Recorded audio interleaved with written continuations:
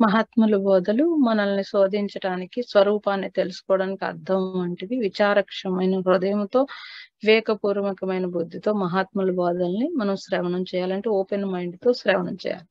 అయితే మనం మనస్సుని పరిశీలించాలి. దానిలో ఉన్న దోషాలని గుర్తించి, అది మనకు తెలుసు. ఇతరుల దోషాలను గుర్తుపట్టినట్టుగా మన మనస్సులో దోషాలని మనము పట్టుకోవాలి. మనస్సు సూక్ష్మమైన పరికరం. ఎంత సూక్ష్మమైన పరికరం అని అంటే దాన్ని మీరు ఎలా వాడితే అలా ఉపయోగపడుతుంది. అంతటి సూక్ష్మమైన పరికరాన్ని మనం ఏం చేస్తామంటే చాలా బండగా, మొండిగా వాడతాం. వాడి దాన్ని అలా నలిపేయడం అంటారు. మనస్సుని చాలా రకాలుగా మనిషి నలిపేస్తూ ఉంటాడు. దానివల్ల ఏమవుతుంది అని అంటే వేగం పెరిగిపోతూ ఉంటుంది. ఆ వేగం వల్ల భవిష్యత్తులో అంటే మనకి ఏజ్ వచ్చినప్పుడు, ఓల్డ్ ఏజ్ వచ్చినప్పుడు కొంత యాంగ్జైటీ పెరుగుతుంది. అందుకే ఓల్డ్ ఏజ్ లో గాబరా వచ్చేస్తూ ఉంటుంది. మన గాబరా అంతా కూడా ఏంటి అని అంటే లోపలున్న యాంగ్జైటీ. ఆ యాంగ్జైటీతో మనం గాబరా పడుతూ ఉంటాం. అంటే ఇదంతా ఒక్క రోజుతో రాలేదు. స్లోగా మన జీవితంలో మనమే ఎన్నో రకాలుగా మనసుని నలిపి మనం తెచ్చుకున్న ఇబ్బంది అది. జ్ఞానం ఏం చేస్తుందంటే మనస్సుని చల్లబరుస్తుంది. ఆ వేగం తగ్గిస్తుంది. ఆ వేగం తగ్గి మనస్సు కూల్గా, హాయిగా ఉంటుంది. దానివల్ల మనకి ఆరోగ్యం బాగుంటుంది, మానసికంగా ఒత్తిడి లేకుండా ఉంటుంది, భవిష్యత్తులో యాంగ్జైటీ లేకుండా ఉంటుంది. ఇది తెలుసు, కానీ తెలిసినా కూడా మనం పట్టుకోలేం. తెలిసినా కూడా ఎందుకని మనస్సు మీద మనకు అంత ఇంపార్టెన్స్ ఇయ్యలేదు. మనం అంత ఇంపార్టెన్స్ ఇవ్వకుండా దాన్ని అలా పక్కన పెట్టేస్తాం. అంటే చాలా వరకు మనుషులందరూ కూడా ఈ కర్మేంద్రియాలు చూసుకుంటారు తప్పించి, జ్ఞానేంద్రియమైన మనస్సు ఈ కర్మేంద్రియాలకు రాజు కాబట్టి దాన్ని జాగ్రత్తగా చూసుకోవాలి అని అనుకోరు. ఎప్పుడో మనశ్శాంతి లేనప్పుడు నాకు మనశ్శాంతి లేదు, మనశ్శాంతి కరువు అయింది అని తెలుస్తుంది. ఇప్పుడు నేను ప్రశాంతంగా ఉండాలి, నాకు మనశ్శాంతి కావాలి అని అప్పుడు గుర్తిస్తారు. అప్పటికప్పుడు రమ్మంటే రాదండి. కాబట్టి జీవితాంతం విచలవిడిగా వదిలేసిన మనస్సుని ఒక్కసారి పట్టుకుంటే ఎలా కుదురుతుంది? కాబట్టి మనస్సు అన్నప్పుడు నా అధీనంలో మనస్సు ఉండాలి, మనస్సు అధీనంలో నేను ఉండకూడదు. మనస్సును వశం చేసుకోవడం ఒక రకంగా చాలా తేలిక, ఇంకో రకంగా చాలా కష్టం. ఎందుకనంటే మనసులో దోషాన్ని గుర్తిస్తే పోతుంది.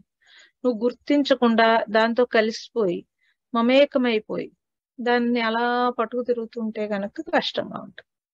ఉదాహరణకి కర్మను తీసుకోండి. కర్మ అంటే మీరు ఏం చేస్తారు? ప్రతిరోజు ఏదో కర్మ చేస్తూ ఉంటాము. ఆ కర్మ ఎందుకు చేస్తున్నాం? ఏ పనినైనా ఎందుకు చేస్తున్నాం అంటే మనము కర్మను ఎందుకు చేస్తాం అంటే ఫలం కోసం చేస్తాం. కర్మకి ఫలము అంటే ఫలం అంటే కనుక తప్పనిసరిగా ఫలితం. ఈ ఫలితాన్ని నేను పొందాలి అని కర్మను చేస్తే ఆ కర్మ నేను కర్తను అని చేస్తాను. ఇదంతా దోషభూయిష్టం. మనం చేసే పని ధర్మం కానీ అధర్మం కానీ ఏదైనా సరే, లౌకికం కానీ వైదికం కానీ ఏదైనా కానీ, ఏది చేసినా అది ఎందుకు చేస్తున్నామో తెలియాలి. కల్లో కూడా అధర్మం చేయకూడదు. అలా చెయ్యకుండా ఉండగలిగితే కనుక మనకు కొంత కర్మ తగ్గుతుంది. లేదంటే కర్మ పెరిగిపోతూ ఉంటుంది, పొడిగించబడుతుంది కర్మ. మరి కర్మను ఎలా చేయాలి అంటే నిష్కామంగా చేయాలి, ఎటువంటి కోరిక లేకుండా పనిచేయాలి. సో కర్తవ్య కర్మలు చేసేటప్పుడు కూడా కోరికతోటే చేస్తాడు. డ్యూటీ అండి, పిల్లల్ని పెంచడం డ్యూటీ. కానీ మా పిల్లవాడిని ఇలా పెంచాలి అలా పెంచాలని కోరికతో పెంచితే వాడు అది అవ్వకపోతే దుఃఖం, అది అయితే అహంకారం, రెండు వస్తాయి. నిజంగా వాడు చదువుకుంటే ఎక్కడున్నా చదువుకుంటాడు. వాడు చదవకపోతే నువ్వు ఎంత మిలిటరీ స్కూల్లో పెట్టినా వేస్టే. కాబట్టి ఏదైతే మనం చేస్తున్నామో దాని వెనక ప్రేరణ ఏమిటి? ఏ కర్మ చేసినా దానికి ప్రేరణ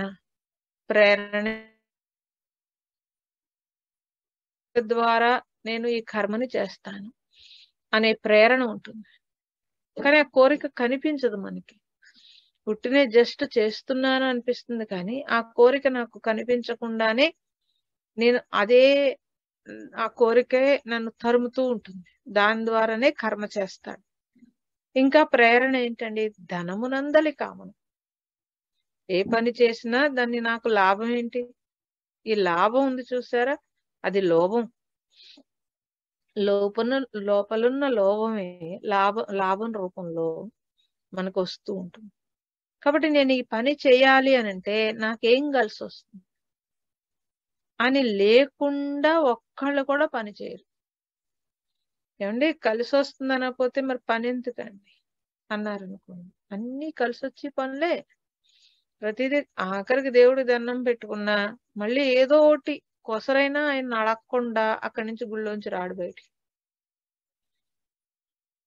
అంటే మరి నువ్వు కృతజ్ఞతగా ఎప్పుడు దండం పెట్టుకుంటావు? ఇన్నిచ్చాడు భగవంతుడు. కృతజ్ఞతగా ఎప్పుడు దండం పెడతావు?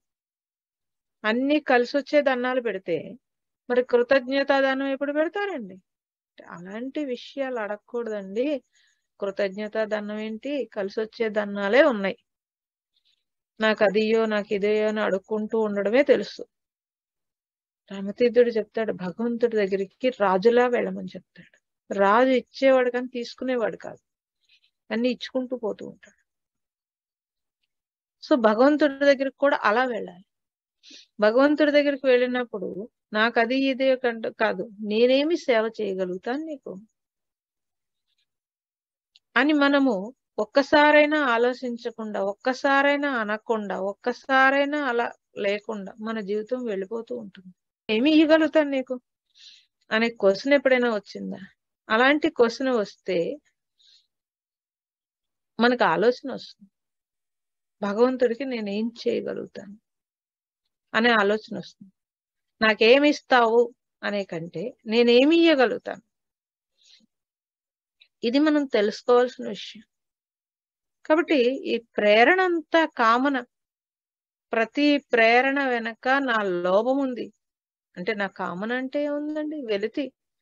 ఆ వెలితి వెనక ఏదో ఒక కోరిక ఉంటుంది. కాబట్టి మనం లౌకిక వైదికులనే భేదాన్ని కూడా ఇక్కడ స్వీకరించట్లేదు. మనం కర్మ వెనుక ఉండే ప్రేరణ గురించి మాత్రమే చర్చిస్తున్నాం. ఈశ్వరుడు కర్మ ఫలదాత. మానవులు ధనం కోసం, భోగాల కోసం, పేరు ప్రఖ్యాతల కోసం చేసే పూజాదికులన్నీ కూడా ఎలాంటి పూజ చేసినా అది కామ్యకర్మే అవుతుంది. పుట్టి కామ్యకర్మ అవుతుంది. అంతే తప్పించి మనం చేసిన పూజ అవుదండి. ఇది మనం గుర్తించాలి. నీ పేరు కోసం కానీ, ధనం కోసం కానీ, కీర్తి ప్రతిష్టల కోసం కానీ, దేనికోసం ఇలాంటి పూజలు చేసేసి నేను ఆధ్యాత్మిక పరులను అనుకోవడం తప్పు. అన్ని ఫలస్థుతులు ఈ శరీరానికి సంబంధించిన అవసరాలే ఉంటాయి. మీరు ఏ పూజ చేయండి, పూజ వెనక మీ ఫలస్థుతి ఏముంటుందనంటే ఈ శరీరానికి సంబంధించిన అవసరాలు ఉంటాయి. అలాగే నేను ఎంత చేసుకుని వచ్చానో అంత మాత్రమే ఇక్కడ రిసీవ్ చేసుకోవాల్సి ఉంటుంది. దాన్ని పొడిగించడానికి కానీ, తగ్గించడానికి కానీ, ఆపేయడానికి కానీ నా చేతుల్లో ఏమీ లేదని శ్రీకృష్ణుడు భగవద్గీతలో చెప్పేశాడు. మరి అటువంటప్పుడు నేను ఎలా కోరుకుంటానండి ఏదైనా? ఈశ్వరుని కోరుకుంటున్నానంటే నా పుణ్యం ఖాతా నుంచి యాడ్ అయ్యి వస్తూ ఉంటుంది. ఆ పుణ్యం ఖర్చు అయిపోయింది. క్షీణే పుణ్యే మత్స్యలోకం. నీ పుణ్యం అయిపోతే నువ్వు ఎక్కడికి వెళ్తావు? మత్స్యలోకం అంటే మృత్యలోకం అని అర్థం. మత్స్య అంటే చేప ఒకటే అని కాదండి. మృత్యులోకం అని అంటే ఇగో ఈ పుట్టడం, చావడం ఇదంతా మృత్యులోకమే. నీ పుణ్యం ఖర్చు అయిపోతే మళ్ళీ అక్కడికే పోతావు. కాబట్టి వ్యక్తి చేసే కర్మలను బట్టి పుణ్యాన్ని ఇస్తాడా ఏంటి? ఈశ్వరుని విస్మరించేసి మనం భగవంతుడిని వదిలేసి ఇంకేదో ఏం పట్టుకుంటాం? సంఖ్యాశాస్త్రం అంటాడు. నాకు 9 కలిసి వస్తుందండి. ఎందుకు 9 కలిసి వచ్చింది? అంటే 63లో పుట్టానండి. 6, 3 కలిపి 9. ఏం చెప్తారండి? నాకు అనిపిస్తుంది స్క్రూ ఏమో లూజ్ అయిపోయిందేమో అనిపిస్తుంది. ఎందుకంటే ఈ నెంబర్లతోటి నీ జాతకం ఏమిటండి? ఈ నెంబర్లు ఎప్పుడు వచ్చినాయి? నాలో ఏముందో తెలుసుకోవాలి, నేను ఏం చేయాలో తెలుసుకోవాలి, ఎలా జీవించాలో తెలుసుకోవాలి, ఎలా జీవిస్తే నేను ఈశ్వరుని చేరుకుంటాను. ఇది మనం గుర్తించగలగాలి. అలా గుర్తించలేకపోతే ఈ నెంబర్ని బట్టి నాకు సుఖం దుఃఖం వచ్చిందంటే ఏం చెప్తామండి? వ్యక్తి చేసిన కర్మలను బట్టి సుఖం వస్తుందా, లేకపోతే సంఖ్యాశాస్త్రాన్ని బట్టి సుఖం వస్తుందా? నేను ఏమి ఇచ్చానో అది రిటర్న్ తీసుకుంటాను, దాని ద్వారానే నేను వస్తుంది. ఆల్రెడీ నేను ఎంతో మందికి సుఖాన్ని పంచాను, సుఖం తెచ్చుకుంటావు. దుఃఖాన్ని పంచాను, దుఃఖం తెచ్చుకుంటావు. ఏమి ఇచ్చేవో తీసుకుంటావు, కానీ నువ్వు ఏదో కావాలనుకుంటే ఎక్కడి నుంచి వస్తుందండి? ఎక్కడి నుంచి తెచ్చుకోవాలి మనం? నీ ఖాతాలో, బ్యాంకు ఖాతాలో డబ్బులు ఉన్నాయనుకోండి, నాకు ధీమా ఉంటుంది, ఎప్పుడు కావాలంటే అప్పుడు తెచ్చుకుంటాను. నాకు అప్పు ఉందనుకోండి, ధీమా ఏముంటుందండి? ఎప్పుడు కావాలంటే ఇంకా డబ్బులు తెచ్చుకోవడానికి లేదు, ఇంకా అక్కడ ఖాతాలో అయిపోయినాయి, ఇంక తిరిగి అప్పు ఉంది. ఏం తెచ్చుకుంటావు? వెళ్ళి వడ్డీ కట్టేసి రావాలి, అంతే తప్పించి ఏం తెచ్చుకుంటామండి? అలాగే మన జీవితం అనే ఖాతాలో పుణ్యం ఉంటే కనుక కనీసం ఏదో తెచ్చుకోవడానికి ఉంటుంది. మన జీవితం అనే ఖాతాలో, ఈ జన్మ అనే ఖాతాలో పాపం ఉందనుకోండి, ఇంక తెచ్చుకునేది ఏముందండి? ఇంక లెక్క ఎక్కడి నుంచి వస్తుంది? మీరు అనుకున్న లెక్కలు ఎక్కడి నుంచి వస్తాయి? దేవుడు ఇయ్యలేదు. ఆయన ఎందుకు ఇస్తాడండి? ఆల్రెడీ మంచి జన్మనిచ్చాడు, నీకు కావాల్సిన నీ భూమి మీద ఏర్పాటు చేసి ఇచ్చాడు. ఇంకేమి ఇస్తాడు? ఇంకేమి ఇవ్వగలుగుతాడు? దేవుడు అన్ని ఇస్తే ఇంకా నాకేమి ఇవ్వలేదని ఏడుస్తున్నాం అంటే మన బుద్ధే కదండి మన పిల్లలకు వచ్చింది. వాళ్ళకి ఎక్కడి నుంచి వస్తుంది? మన లోపల అదే బుద్ధి ఉంది, అదే వాడు తీసుకున్నాడు. ఇప్పుడు మనకు బాధ వస్తుంది. ఎందుకు వస్తుంది? నువ్వు కూడా అదే పని చేస్తున్నావు కదా. భగవంతుడు ఇన్ని ఇచ్చినప్పుడు ఇంకా అడుక్కుంటున్నావు. ధన కనక వస్తు వాహనాది ప్రీత్యర్థం. ఏం చెప్తామండి? కాబట్టి వ్యక్తి చేసే కర్మలను బట్టి ఇస్తాడా, లేకపోతే తనంత తానుగా ఇస్తాడా? అంటే నీ కర్మలను బట్టి సుఖ దుఃఖాలు ఉన్నాయి. మానవుడు ఈశ్వరుణ్ణి విస్మరించి ఈ సంఖ్యాశాస్త్రాలు ధ్యానిస్తూ ఇంకా వాస్తోస్పతి ఈశ్వరుడే అన్నప్పుడు సకల గ్రహాలకు ఈశ్వరుని రూపములే, సకల దేవతలు ఈశ్వరుని అంగములే అని సర్వదేవ నమస్కార కేశవం ప్రతిగచ్చతి. అన్ని దేవతలు, అన్ని దేవుళ్ళు ఒకే ఒక్క స్థితి. సో శివుడు అన్నా, విష్ణువు అన్నా, ఏమన్నా అంతా ఒక్కటే. నువ్వు అడ్డబొట్టు పెట్టినా, నిలువు బొట్టు పెట్టినా, ఏ బొట్టు పెట్టినా భగవంతుణ్ణి తలుచుకున్నది భావన అనేది హృదయం నుంచి రావాలి. పైకి ఎన్ని వేషాలు వేసినా, ఎన్ని బొట్లు పెట్టినా, ఈ దేవుడు వేరు ఆ దేవుడు వేరు అన్నా, మా దేవుడు గొప్ప మీ దేవుడు గొప్ప కాదు అన్నా, మీరు ఎలా చెప్పేసినా, ఏం చేసేసినా సరే అంతా ఒకే ఒక్క స్థితిలో ఉంది. దానికోసమే మన ఈ ప్రయత్నం అనేది చూస్తే కనుక సృష్టికర్త మనకి సుఖ దుఃఖాలనే ఫలాలను పండించే ఈ పొలాన్ని ఇచ్చాడు. ఎందుకు ఇచ్చాడు? ఆయనకు పని లేదేంటండి? నువ్వు తెచ్చుకున్నావు కాబట్టి ఇచ్చాడు. ఇప్పుడు దీన్ని జాగ్రత్తగా వాడుకోవాలి. ఆ ఫలం నేను అనుభవించేటప్పుడు చూసుకోవాల్సి ఉంటుంది. ఈ ఫలాన్ని కరగబెట్టి, ఈ పుణ్యాన్ని కరగబెట్టి ఈ ఫలాన్ని పొందాను, మరి నెక్స్ట్ ఫలం కోసం నేనేం చేస్తున్నాను, నా పుణ్యం ఎంత, నేనేమి ఆ పుణ్యాన్ని యాడ్ చేసుకుంటున్నాను, ఇది మనం గమనించాల్సిన విషయం. అలా కాకపోతే ఈ దేహం వచ్చినందుకు దీనికి అర్థం లేకుండా పోతుంది. వచ్చామా, వండుకున్నామా, తిన్నామా, పడుకున్నామా అనే అర్థంతో జీవితం వెళ్ళిపోతూ ఉంటుంది. అలా కాకుండా జడ కర్మ ఏదైతే ఉందో దాని ద్వారా నేనేం పుణ్యాన్ని పొందలేను. ఎందుకంటే నేను చేతనా పురుషుణ్ణి. పురుష అంటే ఆత్మ అని అర్థం. శక్తివంతమైన ఆత్మస్వరూపము కలిగిన నేను నేను ఎలా ఏడుస్తున్నాను ప్రతిదానికి. ఇంతటి శక్తి నాలో పెట్టుకుని కూడా నేను ప్రతిదానికి కృంగిపోవడం, ప్రతిదానికి కృషించిపోవడం, ప్రతిదానికి ఏడవడం, ప్రతిదానికి బెంగ భయం. ఈ బెంగ భయం ఉంటే బాధ ఉంటుంది. ఇలా జీవితాన్ని గడుపుతున్నామంటే దానికి అర్థమే ఉందండి. కాబట్టి జాగ్రత్తగా మన జీవితాన్ని మలుచుకోవడం అని అంటే, ఇన్నాళ్ళు చేసింది చాలు, ఇక నుంచి నా జీవితాన్ని నేను ఎలా మలుచుకోవాలి, ఎలా ఈ జీవితంలో నన్ను నేను ఉద్ధరించుకోవాలి అనే విషయం మీద దృష్టి పెట్టకుండా మన జీవితం వెళ్ళిపోతే కనుక పశువుకి మనకి తేడా ఉండదు. మినిస్టర్ గారు కుక్క ఉందనుకోండి, అది మనకంటే పెద్ద కారులో తిరుగుతుంది. ఎంత పెద్ద కారులో తిరుగుతుందో, ఎంత పెద్ద కారులో తిరిగినా దాన్ని మనిషి అనలేం కదండి. దానికి మళ్ళీ సెక్యూరిటీ గార్డులు ఒకటి, టైం ప్రకారం మనకంటే మంచి ఫుడ్ ఉంటుంది. మనం ఇంకా ఆ గడ్డి ఈ గడ్డి ఏదో నోట్లో వేసుకుంటాం, దానికి అలా పెట్టరు. సో మరి అది అన్ని గ్రహించగలగాలి.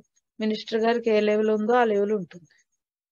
ఇప్పుడు మనకంటే అది అదృష్టవంతురాలు, కానీ జ్ఞానం ఉందా?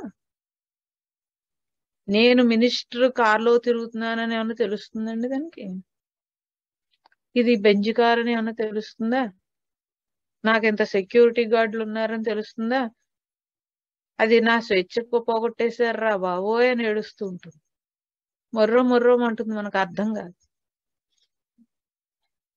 మనం అట్లీస్ట్ మినిస్టర్ గారు కొంచెం దూరపు చుట్టమో లేకపోతే తెలుసో లేకపోతే ఏమండి అని పలకరించిన ఇంత పొంగిపోతాం.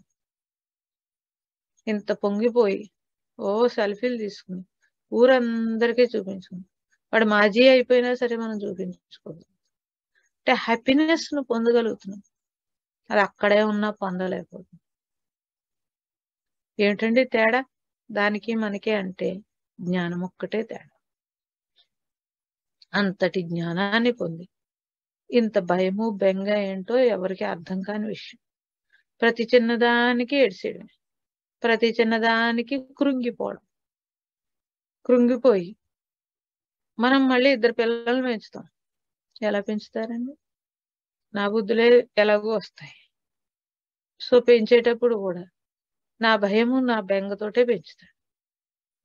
వాడు ప్రతిదానికి సంవత్సరం అంతా చదువుతాడు, ఎగ్జామ్ అంటే భయపడతాడు. సంవత్సరం అంతా చదివే కదా నాన్న. మనం మళ్ళీ ధైర్యం చెప్తాం. మనం ఎంత ధైర్యం చెప్తామంటే మనం అధైర్యంగా ఉంటూ ధైర్యం చెప్తాం. వాడికి ఏమవుతుందండి? ప్రతిదానికి మనం కాన్ఫిడెన్స్ కోల్పోయి వాడికి చెప్తే మాత్రం వాడు చిన్నప్పటి నుంచి చూసేస్తాడు మనల్ని.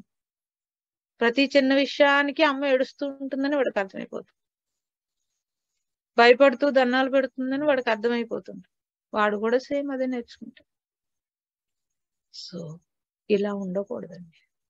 జీవితంలో ప్రతి కర్మ నుంచి నేను ఎదగాలి. అలా ఎదగకుండా ప్రతి పని నుంచి ఇంకా భయము బెంగ బాధ రాకూడదు. కాబట్టి జడకర్మ నుంచి చేతనుడు అయిన నువ్వు జడకర్మ నుంచి ఏం నేర్చుకుంటామండి? దేని నుంచి నేర్చుకుంటావు? జ్ఞానం నుంచి నేర్చుకోవాలి తప్పించి సో చేసే పనుల నుంచి నేను ఏం నేర్చుకుంటాను అంటే కొద్దిగా అనుభవం నేర్చుకుంటాను తప్పించి అంతకంటే జ్ఞానం ఏం రాదు. కాబట్టి చేతనుడైన ఈశ్వరుడు సర్వమును నిర్మించాడు. కాబట్టి ఈ సర్వము కూడా ఆ ఈశ్వరుని చేతిలో ఉన్నవి అని నేను గుర్తించాలి. ఇక్కడ ఉన్న సర్వం అంతా ఆ భగవంతుని యొక్క శక్తితో నడుస్తుంది. మరి నేను ఎక్కడున్నానండి? నేను కూడా అందులోనే ఉన్నాను. ఎంతసేపుగా ఉన్నాను? భగవంతుడు ఇలా కవచం కింద కాసేస్తున్నాడు. నాకు తెలియట్లేదు ఆ విషయం. ఎందుకు తెలియదండి?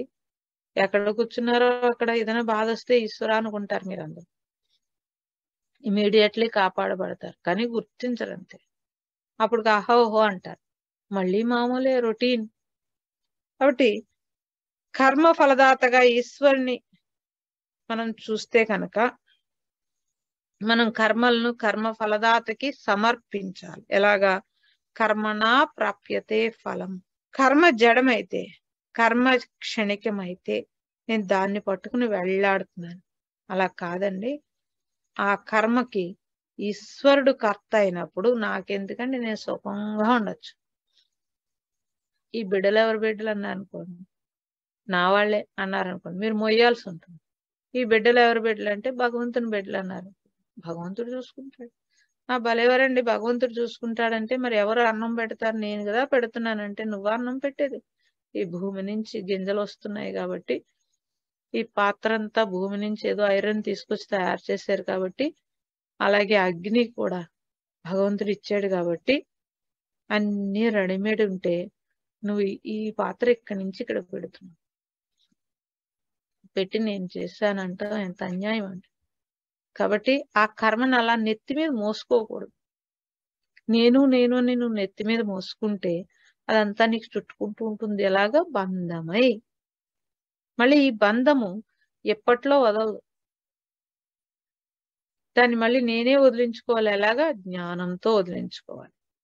కాబట్టి ఏదైనా సరే అది నేను చేసేటప్పుడు ఈశ్వరుడు కర్త, నేను కాదు. అంటే హాయిగా మీరు ఎలా ఉన్నారో అలా యాజ్ ఇట్ ఈజ్ గా ఉంటారు. లేకపోతే బోల్డ్ కష్టపడాల్సి ఉంటుంది. నా నెత్తి మీద ఒక కర్తృత్వం పెట్టుకున్నానంటే తప్పనిసరిగా ఆ బరువు నేను మోయాలి. ఆ బరువు నేను మోయటం ఎందుకండి? హాయిగా భగవంతుడు మోస్తానరా నాయన, నువ్వు వెళ్ళి శుభ్రంగా శుద్ధయిరా అని మనల్ని ఇక్కడ అంటించుకుని అలా పరుగులు పెడుతూ ఉంటాం. కాబట్టి జడకర్మ స్వతంత్రంగా ఫలం నీయలేదు. చేతనా పురుషాధిక్యమైన కర్మ మాత్రమే మీకు ఫలాన్ని ఇస్తుంది. సో కర్మకేమీ చైతన్యం లేదండి. అంటే ఏ పని చేయాలన్నా నాకు ఇక్కడ ఈ ప్రజ్ఞతో పాటుగా లోపల ఆత్మశక్తితో పాటుగా జ్ఞానేంద్రియాలు చెప్తే కర్మేంద్రియాలు పనిచేయాలి. ఇంత లింక్ ఉంది. ఆ పని నుండి పుట్టే అవిస్ ఏదైతే ఉందో అది చేతనా పురుషుడు తీసుకుంటాడు, నేను కాదు. అంటే నా ఖాతాలోకి వెళుతుంది. మరి నేను చేశానని ఎలా అంటావండి? సో నీ అభిప్రాయం ఏదైతే ఉందో ఆ అభిప్రాయము నెత్తి మీద కూర్చుని ఉంది, అది దిగదింక. కాబట్టి అలాంటి ఇష్టాలు ఉండకూడదు. భగవాన్ రమణ మహర్షి మనిషి ఇష్టాల మధ్య నలిగిపోతూ ఉంటాడని చెప్పాడు. చక్కటి మాట. అయితే ఇష్టం లేదా ఇష్టం, ఈ రెండింటిలోనే మనం డాన్స్ కడుతూ ఉంటాం. అంటే జడకర్మ స్వతంత్రంగా ఫలం నీయలేదు. మరి దానికి ఫలాన్ని ఎవరిచ్చారు? చేతనా పురుషుడు ఇచ్చాడు. ఎవరైతే చైతన్యం ఉంటుందో వాడు ఆ వస్తువుకి ఇంపార్టెన్స్ ఇచ్చాడు. లేకపోతే ఆ వస్తువు అక్కడ కదలలేదండి. వస్తువు ఎక్కడ పెట్టారు? జాగ్రత్తగా తీసి దాన్ని కదిపి నేను మళ్ళీ దానికి ఇంపార్టెన్స్ ఇవ్వాల్సి ఉంటుంది. కాబట్టి ఈశ్వరుడు సకల జగత్తందు కూడా జగద్రూపముగా మన ముందు విస్తరించున్నాడు. ఎలాగా? లోపల బయట. ముందు ఆయన సంగతి చూడు. ఆయన సంగతి చూడడం అంటే భగవంతుడు ఎక్కడున్నాడో అనే అన్వేషణ కావాలి. ఎక్కడున్నాడు అంటే ఏమోండి ఉన్నాడు. ఒక్కొక్కళ్ళ అభిప్రాయం ఒకలా ఉంది. పైన ఉన్నాడని కొంతమంది, సో మందిరాల్లో ఉన్నాడని కొంతమంది, లేదండి నా హృదయంలోనే ఉన్నాడని కొంతమంది, ఇలా ఎన్నో చెప్పారు. ఎన్ని చెప్తే నాకు ఎందుకండి? నేను కదా అన్వేషించుకోవాలి ఎక్కడున్నాడని. నువ్వు అన్వేషించుకోకుండా వాడు చెప్పాడు వీడు చెప్పాడంటే నీకేం అనుభవం? వినడానికి బాగుంది. మరి నేను లడ్డు ఇంత బాగుంటుందండి, చాలా తీయగా ఉంటుంది, లేకపోతే ఇలా ఉంటుంది, లేకపోతే అలా ఉంటుందని 10 సార్లు చెప్పామనుకోండి, అవతల వాడికి నోరు ఊరి ఎందుకయ్యా అన్నిసార్లు చెప్తావు, పెడితే లడ్డు పెట్టు లేకపోతే మానే అన్నాడని. అలా ఉంటుంది మన పరిస్థితి. అస్తమాను దేవుడు అనుకోవడం, అలా ఉన్నాడు ఇలా ఉన్నాడు అనుకోవడమే తప్పించి ఎవ్వరు ఒక్కసారి కూడా దేవుణ్ణి అనుభవించి మన నోట్లో వేసుకుని చూస్తే మన అనుభవం ఏంటి అంటే బాగుంది. ఏం బాగుంది? తీయగా ఉంటే సరిపోదు కదండి. ఆ రుచిని నేను ఆస్వాదిస్తున్నాను, అది నా అనుభవం. భగవంతుడు కూడా అంతే. నాలాంటి వాళ్ళందరూ ఏవో చెప్పేస్తూ ఉంటే మీరు నమ్మేసి డూడు భస్మంలో అనకూడదు. మీరు అనుభవించాలంటే ఆచరించాలంటే జడ కర్మ వైపు కాకుండా, సో ఆ కర్మని ఊరికి పొడిగించుకోకుండా కొంత కటాఫ్ పెట్టుకుని మీరు మీ భగవంతుడు అనేంత కొంచెం స్పేస్ కావాలి, ఖాళీ కావాలి. అటువంటి స్పేస్ నేను ఇచ్చుకోపోతే ఈ జన్మ వృధా అయిపోతుంది. కొద్దిగా మనకంటూ మన కోసం మనం కొద్దిగా స్పేస్ ఇచ్చుకోవాలి. ఊరికి ఆలోచనలన్నీ ఇలా గింగిరాలు తిరగకుండా, అలా గిర తిరగకుండా ముందు ఏదైతే చూడండి మనస్సు ఎటైతే తిరుగుతుందో, దేని చుట్టూ తిరుగుతుందో అది ఫస్ట్ డ్రాప్ చేయాలి. కాదండి నేను బోల్డు గుళ్ళు తిరిగాను, బోల్డు ధ్యానం చేశాను. పోనీ ఏం చేసావు? ఏం చేసావు? ఎంత ఎదిగావు అని అడుగుతాను నేను. ఎంత ఎదిగాం? అలా కొలత ఉండదు. అలా కొలత లేకపోతే భౌతికంగా అంతకుముందు డబ్బులు లేవు, ఇప్పుడు డబ్బులు వచ్చినాయి. అంతకుముందు ఏదో చీరలు ఉన్నాయి, ఇప్పుడు మంచి మంచి చీరలు వచ్చినాయి. అంతకుముందు కొద్దిగా నగలు ఉన్నాయి, ఇప్పుడు ఇన్ని నగలు వచ్చినాయి. ఇవన్నీ ఎదిగారు కదండి. ఇవన్నీ ఎక్కడి నుంచి వచ్చినాయి? నేను దాని మీద ధ్యాస పెడితే వచ్చినాయి. మరి అంతరంగా ఏం ఎదిగావమ్మా? బయట బానే అహావుహో అని బాగుంది. మరి లోపల ఎంత ఎదిగావు?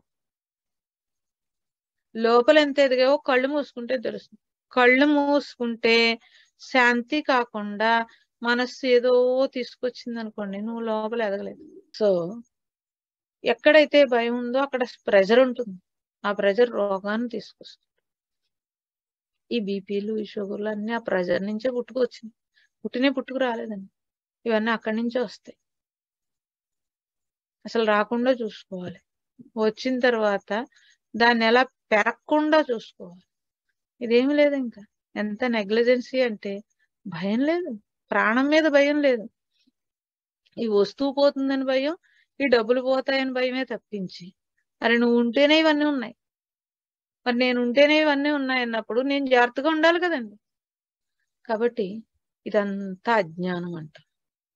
ఇంతటి అజ్ఞానంలో జీవితం నడుస్తుంది. ఇంకేమి జ్ఞానం వస్తుందండి? జ్ఞానం ఉంది కానీ తెలియట్లేదు. కాబట్టి చేతనా పురుషుడినైన నేను ఏదో ఒక కర్మ చేసి పుణ్యాన్ని పోగు చేసుకుంటాను కాదండి. నాలో ఉండే నా దివ్య శక్తిని తెలుసుకుంటే ఆ దివ్య శక్తి యొక్క చైతన్యంతో నేను పని చేస్తాను. అది పుణ్యం అంటే. అంతేగాని నేను పలానా గోత్రంలో వచ్చాను, పలానా కులంలో వచ్చాను కాబట్టి ఈ పూజ చేస్తున్నాను కాబట్టి నాకు పుణ్యం ఇచ్చేయి అనే దేవుడితో బేరాలు కాకుండా, నువ్వు ఇచ్చిన ఇంతటి శక్తి ఉంది, దీంతో నన్ను ఏం చేయమంటావు చెప్పు అనేంత స్థాయికి మనిషి ఎదగాలి. ఎంతటి ఎనర్జీ ఉంటుందంటే మనిషికి ఎన్ని పనులు చేసినా ఇంకా ఆ ఎనర్జీ అలా సేఫ్ గా ఉంటుంది. అరే మనిషికి ఏం కావాలండి? ఇప్పుడు మెతుకులు కావాలి, హాయిగా ప్రశాంతంగా పడుకోవాలి, రోజంతా సంతోషంగా ఉండాలి. ఇంతేనా? ఇంకెంతకంటే ఏమైనా కావాలి? దీనికోసమేనా ఈ పరుగులన్నీ? ఆ మూడు లేకుండా ఈ పరుగులేమిటండి? ఆ మూడు లేవు మనిషికి, మరి ఈ పరుగులేంటి? కొంచెం ఆగి, అరే ఈ మూడు రావాలంటే నేనేం చేయాలి? ఎందుకు మిస్ అయ్యాను ఇదంతా? ఇది కొంచెం తెలుసుకోవాల్సి ఉంటుంది. ఊరికే కర్మని ఇలా పొడిగించుకుంటూ పోకూడదండి. కట్ ఆఫ్ పెట్టాలి. ఈ కర్మకు కొంచెం కట్ ఆఫ్ పెట్టి మనిషి కొంచెం ఆగి శాంతంగా ఆలోచిస్తే తెలుస్తూ ఉంటుంది, వేస్ట్ అయిపోతుంది ఈ జన్మని. కాబట్టి ఈశ్వరుడు అన్నప్పుడు కర్త ఆయన ఆజ్ఞచే మనకి ఫలాలు వస్తున్నాయి అని అంటే ఆయన ఉట్టినే ఆజ్ఞ చేయట్లేదు. ఆల్రెడీ నేను చేసుకున్నవి ఏవైతే ఉన్నావో అవి నాకు వస్తున్నవి. కాబట్టి ఈశ్వరుడు నాకేం అపకారం చేయలేదు, ఆల్రెడీ బోల్డ్ ఇచ్చాడు, నేనే గుర్తించట్లేదు. ఈ దుఃఖం నుంచి తప్పించుకోవడానికి మనిషి రకరకాల ఆరాధనలు, రకరకాల పూజలు చెయ్యకూడదండి. మరి ఏం చేయమంటారండి? మాకు భయం వేసేది అని అనకూడదు. నువ్వు ఆగి ఏంటి, దీనికి కారణం ఏంటి, నేనేం చేయాలి అని ఇలా ఆలోచించాలి. వెంటనే సిద్ధాంత దగ్గరికి, వెంటనే పంతులు గారి దగ్గరికి, వెంటనే ఎవరి దగ్గరకు పరిగెట్టేయకూడదు. అలా పరిగెట్టేసి ఏం చేయమంటారండి అని అడిగితే వాడికి ఏం కావాలో చెప్తాడు. వాడికి వాళ్ళ ఇంట్లో 10 కొబ్బరికాయలు అవసరం అండి. ఇప్పుడు ఏం చేయాలి? మీతోటి 10 కొబ్బరికాయలు నోవించాలి. ఈ 10 కొబ్బరికాయలు ఆయనకు వస్తాయి. ఏం చెప్తామండి? ఇలాంటివన్నీ చెప్తే బాధపడతారు. మరి 2 గ్రాములు బంగారం కావాలి మీ చేత, ఏదో గౌరీ నోము నోవిస్తే 2 గ్రాములు బంగారం పంతులు గారికి దానం వెళ్ళిపోతుంది. చేయించాలి. మరి నువ్వు ఉట్టినే దానం చేయవు కదా నీ చేతితోటి, ఆ మాత్రం ఈశ్వరుడు లాగేసుకుంటాడు ఏదో. అలా తప్పించి మనం ఎట్టి పరిస్థితిలో నా చేతితో నేను దానం చేయను, ఏదో రూపంలో వెళ్ళిపోవాలి. ఇలా చేస్తావో అలా చేస్తావో ఎలా చేస్తావో ఏదో రూపంలో వెళ్ళిపోతుంది. మరి ఇంకెందుకండి, దానికంటే తెలిసి నేనే దానం చేసుకుంటే ఆ పుణ్యం నా బ్యాంకులో పడుతుంది. అలా మానేసి ఏమండి పిచ్చి పనులన్నీ. కాబట్టి కర్మ అంటే ఆ కర్మ నుంచి వచ్చే అవిస్సు ఏమిటి? అవిస్సు మీన్స్ ఆ కర్మ వెనక కారణం ఏంటి? సో కారణాన్ని వెతుక్కుని జాగ్రత్తగా కర్మ చేసామనుకోండి, దాని నుంచి వచ్చే అవిస్సు మన నుంచి మళ్ళీ కర్మ పొడిగించకుండా అవుతుంది. లేదంటే కర్మ ఇలా జీడిపాకంలో సాగుతూ ఉంటుంది. దానికి కట్ ఆఫ్ పెట్టాలి. కట్ ఆఫ్ పెట్టి నాది నేను పక్కన పెట్టి, సో భగవంతుడు కోసం నువ్వేం చేస్తావు?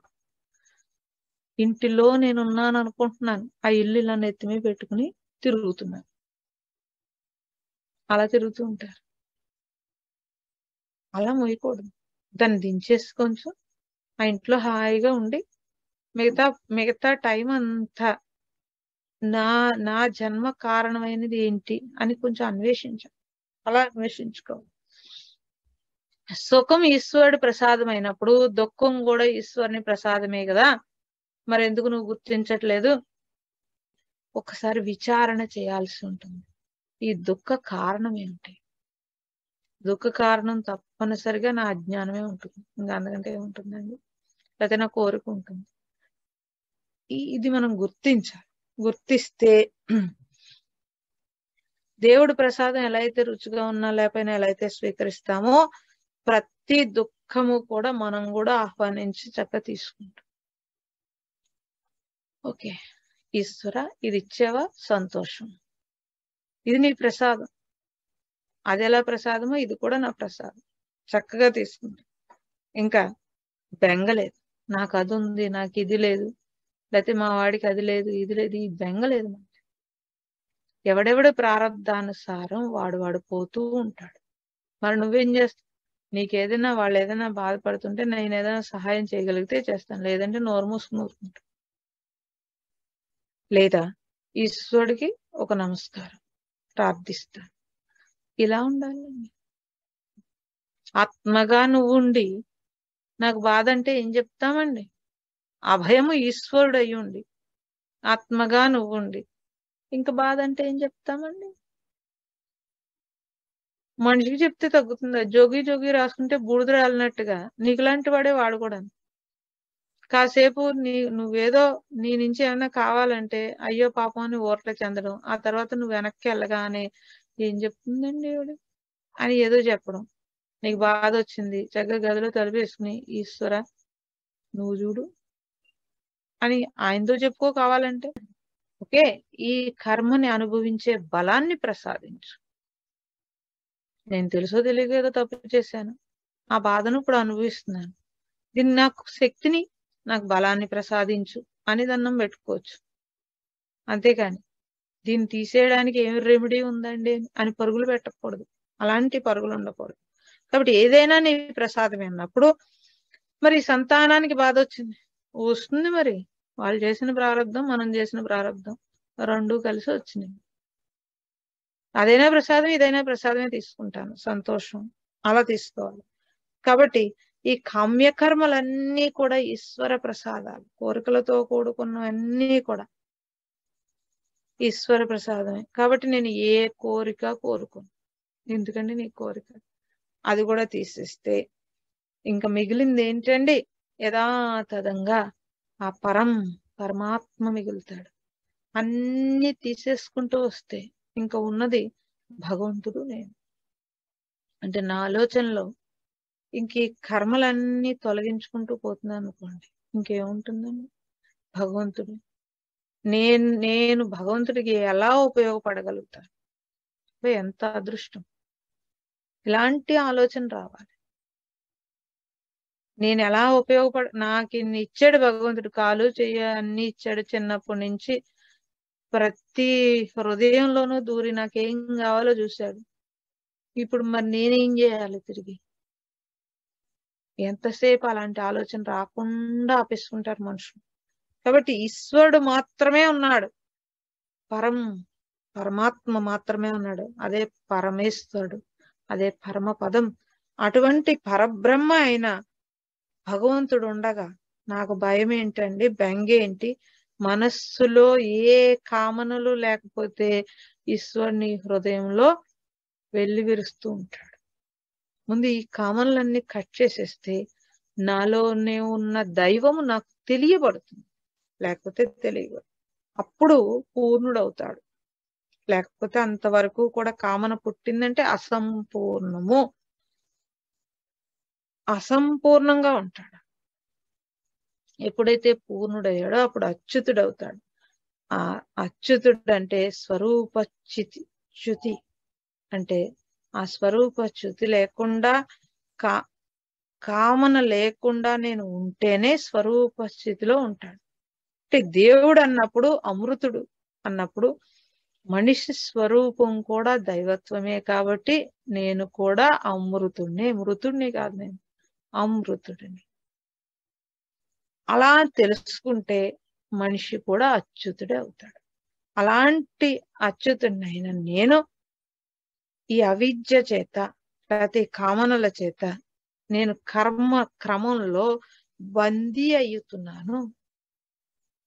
అలాంటి నేను ఈ కర్మ క్రమంలో బందీ అయిపోయి జీవుడిగా మిగిలిపోతున్నాను.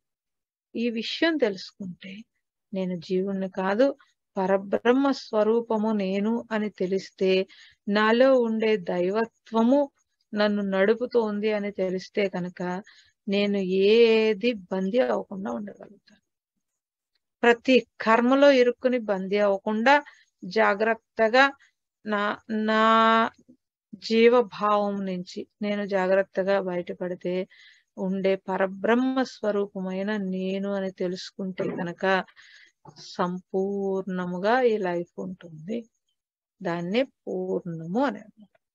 ఓకే, అంతవరకు చెప్తాను.